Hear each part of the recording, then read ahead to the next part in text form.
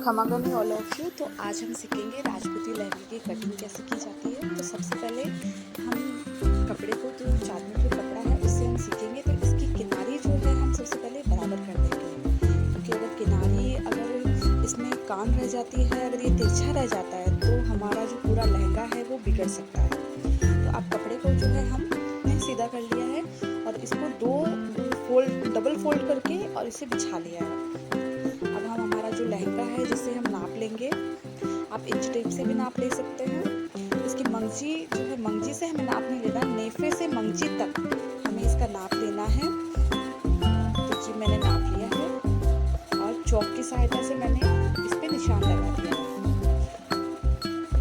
दूसरी साइड से भी हम इसी तरह से नाप ले लेंगे, नेफे से लेके मंगजी तक जो है हम इस पे निशान लगा लेंगे दोनों तरफ।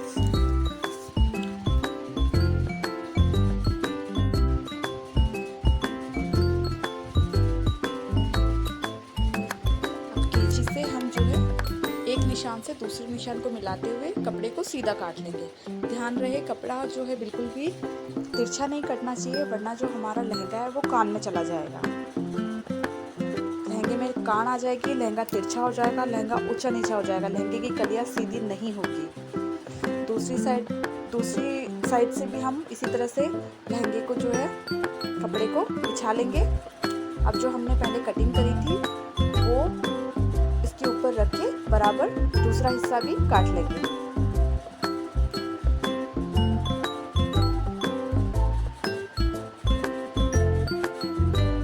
कपड़ा है जो बराबर होना चाहिए, बिल्कुल भी इसमें सल नहीं होने चाहिए। ये जो है हमने दूसरी साइड से भी कटिंग कर ली है। अब जो दोनों तरफ से 4 पल्ले हमारे पास हो गए हैं, जो दोनों तरफ से बंद जो हिस्से हैं हम दोनों तरफ से इसकी कटिंग कर लेंगे। दोनों पल्लों को बराबर हम जो है काट लेंगे, ताकि हमारे पास 4 हिस्से 4 फोल्डिंग हमारे पास हो जाए कपड़े की, 4 लेयर्स। क्योंकि हमें 8 कलियों का लहंगा जो है हम सिल रहे हैं, तो हमें 8 लेयर्स की जरूरत 4 लेयर्स की जरूरत पड़ेगी। नीचे वाले हिस्से को भी इसी तरह से काट लेंगे।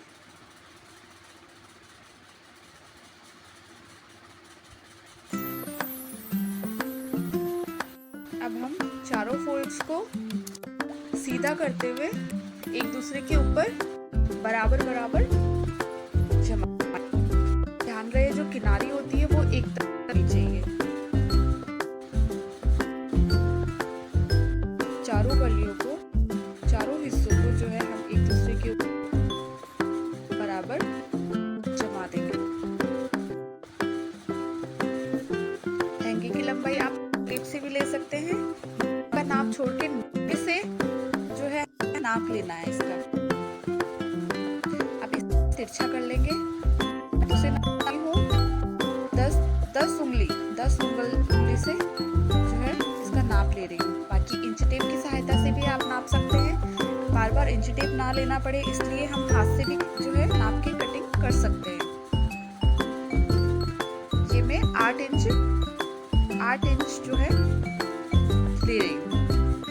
40 की कमर में आराम से ये लहंगा आ जाएगा। क्योंकि लहंगा हम थोड़ा ढीला सीखते हैं, क्योंकि इसमें क्या है, अगर कभी बाई चांस अगर मोटा होने का संभावना रहती है तो हम फिर भी उसे यूज कर सकते हैं। लहंगा भी हमारा एकदम फिटिंग में नहीं सिला जाता है। जो राजपूती लहंगा है, कलियां को हमने एक दूसरे के ऊपर सीधा रख लिया है कटिंग करके। ये देखिए हमारी कलियां एकदम बराबर कटी है। ध्यान रहे कलियां हमारी एकदम बराबर होनी चाहिए और सीधी होनी चाहिए, नहीं तो लहंगे में जो कलियां हम जोड़ेंगे वो ऊंची नीची हो जाएगी, वजह से हमारा जो लहंगा है वो बिगड़ सकता है। लहंगे में फिनिशिंग सबसे जरूरी जो होता है वो है कि हमारी जो कटिंग है वो प्रॉपर तरीके से हो। अगर हमारी कटिंग ठीक नहीं होगी तो हमारा लहंगा है वो भी अच्छे से नहीं सिलेगा।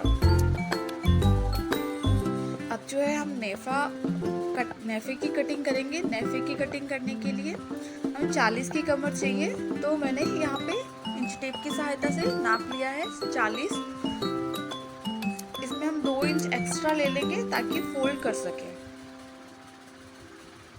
अब इसको हम फोल्ड करके उंगलियों से अगर हम नापते हैं तो 5 उंगली जो है 5 उंगली की कटिंग हम ले लेंगे। और अगर हम इंच टेप से नापते हैं तो 4 इंच का नेफा हम ले लेंगे। 4 इंच जो है इसकी चौड़ाई लेंगे। चारों तरफ से बराबर बराबर नाप लेंगे ताकि नेफा ऊपर नीचे ना रहे। अब हम कैंची की सहायता से इसे काट लेंगे। बिल्कुल जो बराबर है कटिंग होनी चाहिए। नेफा हमने काट लिया है। नेफे को फोल्ड करके और रख देंगे। उसके बाद में हमें करनी होगी मंगजी की कटिंग। क्योंकि ये 4 मीटर कपड़ा है तो हम मंगजी इससे अलग कर लेंगे। 2.5 मीटर में हमारा जो है लहंगा तैयार होता है, तो उसके लिए अब हम कुर्ती कांसले का कपड़ा अलग कर देंगे। और जो मंगजी हमारी होती है वो 80 सेंटीमीटर होती है, जो लहंगे और कुर्ती कांसली तीनों में आ जाती है। तो यहाँ पे हम 80 सेंटीमीटर का नाप लेके कपड़े को बराबर काट लेंगे।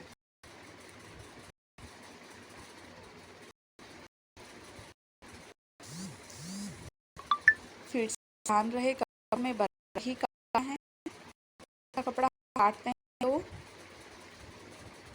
मंगजी में बेलन पड़ जाएंगे। मंगजी एकदम सीधी होने के लिए हमें मंगजी को ध्यान से काटना होगा। अब हम इसे अच्छा फोल्ड करके रखेंगे क्योंकि ये हमेशा उरे भी करती है। सीधा कपड़े से मंगजी कभी नहीं करती है, उरे भी करती है, इसलिए हमने इसे तिरछा रख लिया है। कपड़ा हमने डबल फोल्ड कर लिया है। डबल फोल्ड हो चुका है। अब हम इसे डबल फोल्ड एक साथ ही काटेंगे ताकि हमें कटिंग करने में आसानी रहेगी। मैंने मंगजी बराबर जमा ली है। अब इसे फोल्ड करते हुए मैं इसे डबल फोल्ड कर दूंगी। उंगलियों की सहायता से अगर हम नापे तो 7 उंगली जो होती है, मैं हाथ से नापती हूँ। 7 उंगली की जो मंगजी है वो इनफ होती है। अगर हम फोल्ड करके ऑल्टेशन करके अगर हम मंगजी जो लहंगे में लगा रहे हैं तो 7 उंगली की एकदम परफेक्ट रहती है। और अगर हम इंच टेप से नापते हैं तो 5 इंच की मंगजी इनफ होती है। ज़्यादा चौड़ा काटें। अगर हम ज़्यादा मंगजी चौड़ी काटते हैं तो वो कपड़ा लटकता है और वो बहुत ही इसमें फिनिशिंग नहीं आती है, बहुत ही खराब लगता है। हम आराम से सीधे एकदम सीधा कटिंग कर लेंगे।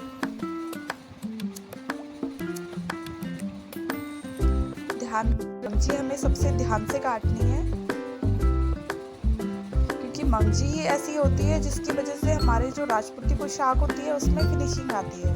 अगर हमारी मंगजी में ही फिनिशिंग नहीं होगी तो हमारी पोशाक बिल्कुल भी अच्छी नहीं बनेगी। अब इसको जो डबल फोल्ड है इसको हम अलग अलग कर लेंगे, बीच में से कटिंग करेंगे।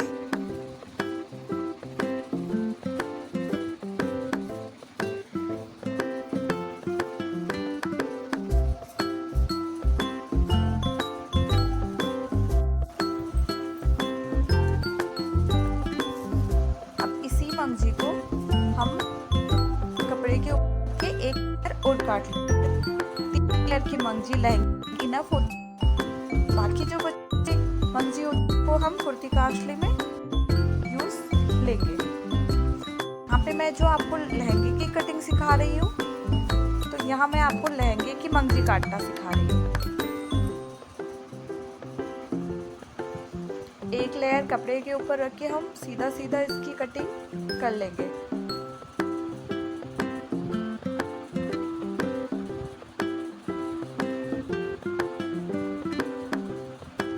तीन लेयर्स जो ये एक्स्ट्रा कपड़ा जो है वो मैं साइड में रख देती हूँ क्योंकि हमारी कुर्ती कांसली में काम आएगा। और ये हमारे पास 3 लेयर्स जो मंगजी के हो गए हैं। 3 लेयर्स काफ़ी होंगे 2.5 मीटर के लहंगे में। कलियों के लहंगे में इतनी मंगजी इनफ होती है। ये हमारी मंगजी हो गई। घर पे ही हम आसानी से जो है लहंगे की कटिंग और लहंगे की सिलाई कर सकते हैं। जितना हम सोचते हैं उतना मुश्किल होता नहीं है। अगर हम कोशिश करें तो हम घर पे भी सिलाई सीख सकते हैं। ये हमारी लहंगे की कटिंग हो गई है। कंप्लीट। अगले वीडियो में हम बताएंगे कि कैसे सिलाई कर